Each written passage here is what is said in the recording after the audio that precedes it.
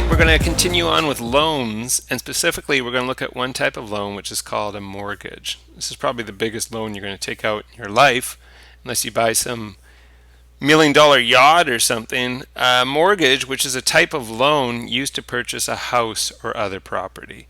So these are pretty significant amounts of money that you're going to be borrowing.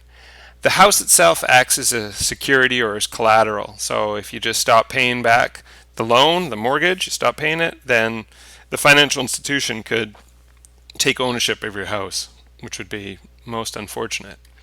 And interest can be compounded in Canada at most semi-annually. So it is compound interest that's taking place, which is unfortunate for you because you're paying the interest. But the most it can be is semi-annually. So it could be annually or it could be semi-annually. But you're not going to have any monthly, weekly, or daily or anything like that. Sorry, I have this awkward space here. I don't think you will on your sheet. Amortization period. I believe I mentioned this last time. The amortization period is the number of years it's going to take to pay off the mortgage.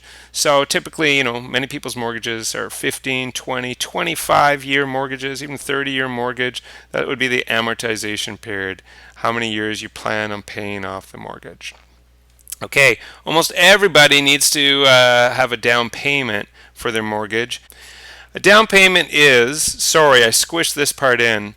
A down payment is an upfront payment you make from your savings to purchase a home. So you got to have some money to show the financial institution that you got some money in the bank there. So here's how it works. It's 5% for the first $500,000. So this is kind of silly because in Vancouver, I don't think you can get a house for less than $500,000. But let's say, for example, you go to Winnipeg or something and you find a house for $300,000. Then your minimum down payment would be 10% of that $300,000, which is $15,000. Okay, I'm going to skip next to houses that are more than $1 million. So these are a lot of houses in Vancouver, aren't they? Let's say it is $2 million. Then you would need to pay 20% of that. 20% of $2 million, that's $400,000. Oh my gosh, who's got that kind of money? Okay, and now the most confusing thing is for houses that are between $500,000 and $1 million. So let's say there's a house that is $700,000. So then how that would work is for the first $500,000, you would spend 5% of it. So you'd pay 5% of the $500,000, which is $25,000. Now, for the rest, how much more is there? The first $500,000 is gone. How much more is there? Whoa, that should say $700,000. How many more thousands are there if we've already paid for $500,000? There's $200,000 more. And for that $200,000, you pay 10%. So 10% of $200,000 is $20,000, which means the total amount you'd pay is $45,000 as your down payment. Now, those are huge amounts of money, aren't they? So we're going to talk about what happens if you can't pay that amount. In fact, I think we're going to do that right now. If your down payment is less than 20%, and in that case, you're going to need to purchase mortgage default insurance. That's to protect the financial institution which is giving you the money. It's not really protecting you, but you got to pay it.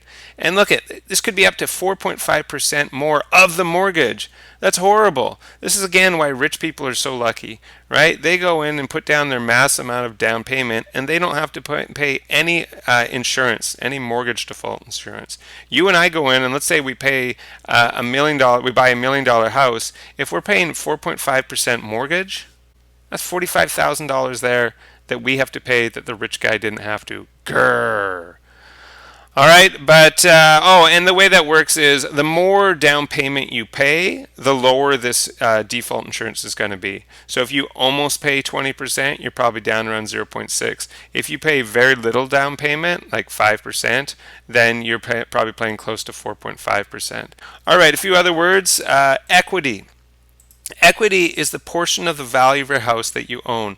So when you first buy your house, let's say it's $1 million house and you put down $100,000, then your equity at that point is not $1 million. Your equity is only $100,000.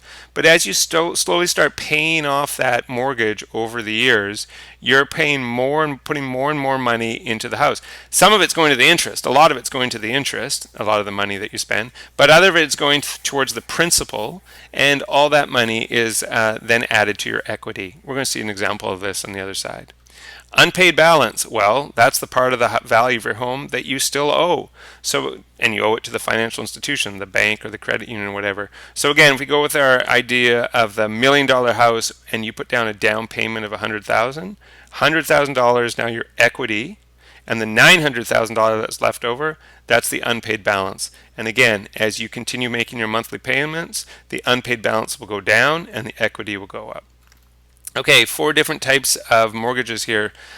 We have closed mortgage. So a closed mortgage does not allow payments on the principal. Or if you do make a payment, then there's a penalty. So I know that seems surprising, but once you've made your down payment, if you opt for a closed mortgage, which many people do because they tend to have lower interest rates, then if you decide after a year, let's say you have this little windfall of cash come in, some kind of inheritance or something, and you're like, hey, I think I'd like to, pay a big sum of money to my mortgage. It is a good idea to do that. We'll look at that next day, why that is a completely wise idea.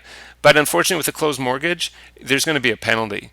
With an open mortgage, however, you are allowed to make additional payments. You've got total flexibility. You can, fully pay off your mortgage at any time. You can renegotiate it at any time, refinance, and there's no penalty. So that's great. Why doesn't everyone always just do that? Because they tend to have higher interest rates. There's always a trade-off, right? So that's your trade-off with closed and open. With the closed mortgage, sometimes they will let you do one extra payment a year. So I would say closed mortgage is more popular with people. Okay, a fixed rate mortgage. This is a mortgage where the interest rate is locked in for a specific period of time. Now this can be a little bit confusing. Let's say that your amortization period is 25 years. So what that means is you agree that you're going to pay off that mortgage in 25 years. But that doesn't actually mean that you're locked in for 25 years at the same terms. You might only lock in for 5 years. Let's say you have some kind of agreement that for the next 5 years you'll only pay 4% interest, and then you'll take a look at it again with the financial institution after 5 years. Now, if it's fixed rate mortgage, that means for that whole 5 years here, there's nothing you can do. You're stuck at the 4%. Again, unless you're willing to spend some extra money. So this can actually be a good thing because you're protected from spikes in interest rate. If interest rates go up, suddenly the Bank of Canada says the interest rates are now at like 9%, you're laughing, at least for that 5 years, because your interest rate is 4%. But here's the thing. What if you're the sort of person who believes that interest rates aren't going to go up? If you're the sort of person who believes they're going to head downwards, you might want to get a variable rate mortgage. What that is where the interest rate may change from month to month. If interest rates go down, you're now paying less interest. But if interest rates go up, they go up above 4%, you're stuck paying that 5, 6, 7% or whatever. So again, this is attractive if you think interest rates may fall over time. Okay, we're going to look at an amortization schedule. Again, I'm sorry I've squished this in here. An amortization schedule is a table that lists each monthly payment in the loan, as well as how much of each payment goes to interest and how much goes to the principal. So there's a lot of information in the schedule. So the sort of things we need to be finding to do this, we need to find the monthly payment that you're going to make. You need to find the interest for the month. You got to find the principal, how much goes to the principal. You have to figure out the equity. Remember, equity is how much of the property you now own. And you got to figure out the unpaid balance, how much you still owe to the financial institution. So I have an example here, and we're going to read it. We're going to find out these 5 steps, and we're going to fill in the table here to make the schedule. Okay, so it says, write an amortization schedule for 3 months, giving a mortgage of $285,000 after a $20,000 down payment. So that means if we add the $285,000 and the $20,000, we come to a total of $305,000. The cost of this house was $305,000. I know it's not realistic. Let's pretend that we're in New Brunswick or something. And we have 4.25% interest over 20 years. What it doesn't tell us here is what the term is. Remember, I told you that even though we have a 20-year amortization period, usually locking to a shorter term, 3 years, 5 years, 7 years, where you say that you're going to pay that 4.25% for 5 years and then renegotiate, doesn't really impact the question right now. So let's just go with this. So the first thing you have to do, step 1, calculate the monthly payment. And to do that, you have to use an amortization table. Now, these are sometimes found in workbooks, textbooks. Hard to find on the internet, I gotta admit, because there's actual calculators on the internet, and we'll take a look at that for the second question. But they look something like this. So you can see what you need is you need to have your interest rate percent, and you need to know how many years you're talking about. So we have an interest rate of 4.25%, and it's 20 years. So let's see if we can figure that out. 4.25% is right up near the top, so obviously we have a good rate, and 20 years falls right here. So we get this number 6.17. So what that tells us is that we're going to pay $6.17 per month. Well, that's not bad, but wait a minute. That's per $1,000 of the loan. Per thousand. So how many thousands are we looking at? We're looking at 285,000. This is our actual loan right here, right? This is the down payment, so you don't have to pay that. But this is our mortgage right here, the 285,000. How many thousands is that? 285. So we have to pay 285 times what we saw on the table, which was $6.17. And if we multiply that, we'll get our monthly payment. And it ends up being $1,758.45. That's a pretty hefty amount of money, isn't it? Okay, the next thing we have to do is figure out how much of that is interest. So to get that, it tells us we take the unpaid balance. Well, when we start, it's all unpaid, so that's $285,000, and we multiply it by the interest rate, which is 4.25%, but we got to change it to a decimal because we're trying to find a percentage. So we move the decimal over 2 spots, which is 0.0425, and then we divide it by 12, because this is an annual percentage, so we want to divide it by 12, since there's 12 months in a year, to give our monthly interest. We get $1,009.38. So that's how much is going towards the interest. $1,000 is going to the interest. It doesn't leave us very much for the principal. How do we figure out how much is actually going towards the actual payment of the house? We take our monthly payment, which is our $1,758.45, and we subtract the interest, $1,009.38, and what's ever left over is the amount that's actually going towards paying off the house, paying off the principal. And it's $749.07. Okay, so now we'd like to know, how does that change our equity? Equity is the value of the house that we own. Well, we own the down payment. The $20,000 was ours. We actually paid that. And we now owe this new amount that we've paid off here, the $749.07. So we're up to $20,749.07 is our new equity. How much is unpaid? How much do we still owe?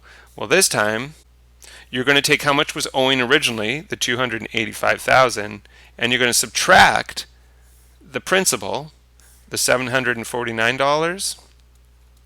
That's how much of the principal we paid off. So how much is left is $284,250.93. Gosh, it still seems pretty overwhelming after that first month, doesn't it?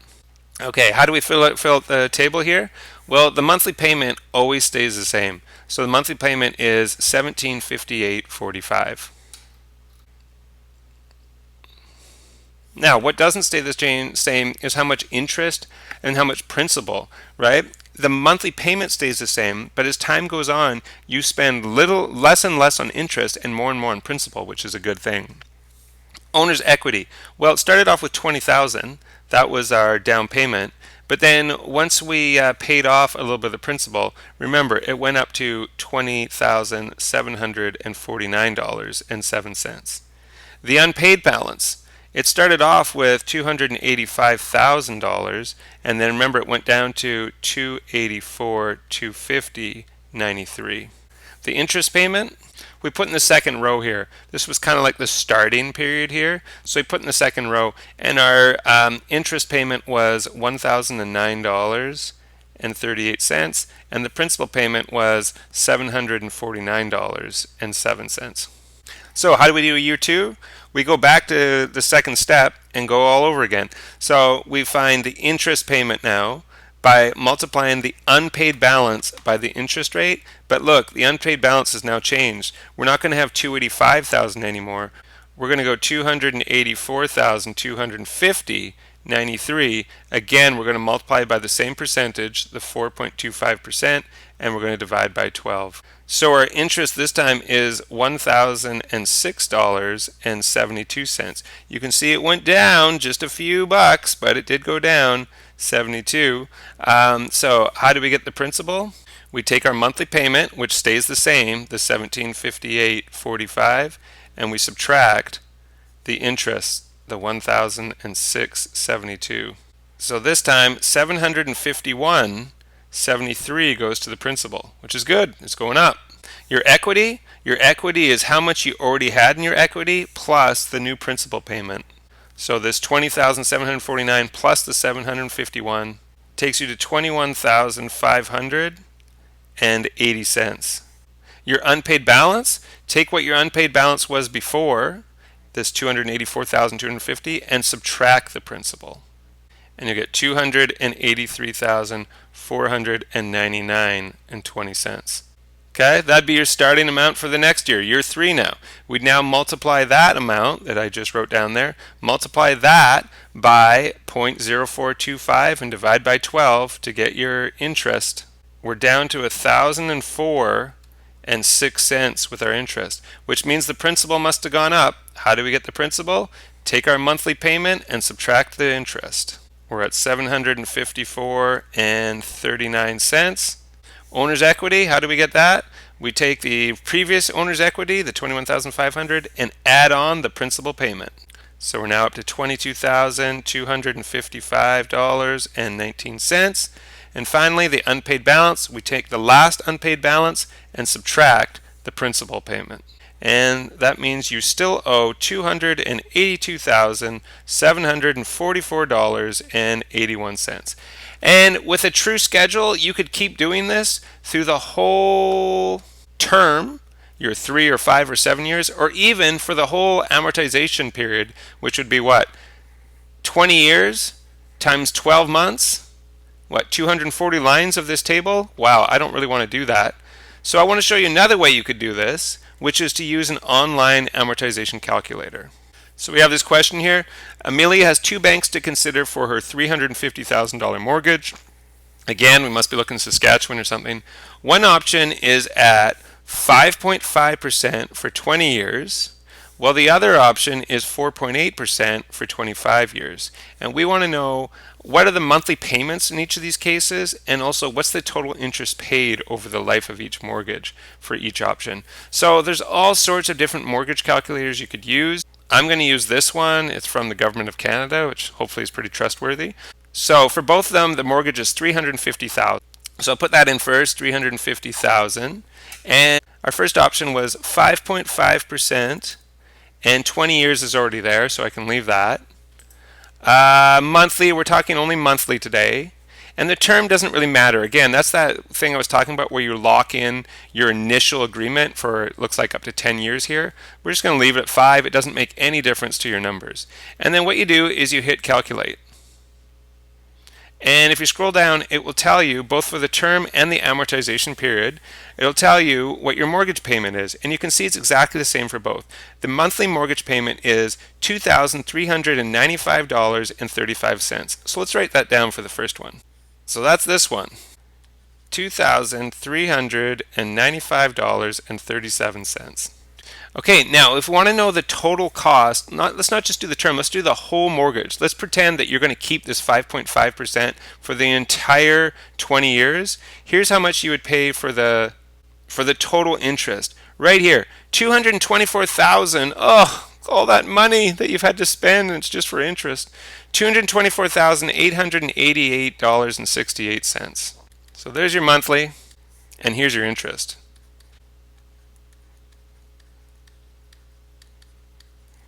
Okay, let's try this other option now. So we need to know the monthly payment and the total interest. So 4.8%, 25 years. The $350,000 stays the same.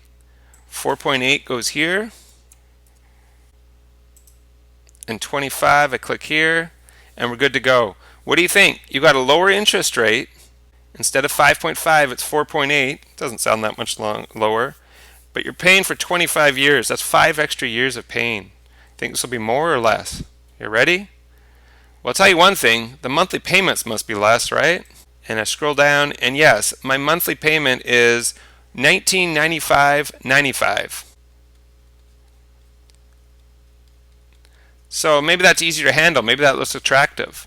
But let's take a look at the total interest. This one was almost $225,000. This one is almost $250. You're paying almost $25,000 more. Oh gosh. 248,785.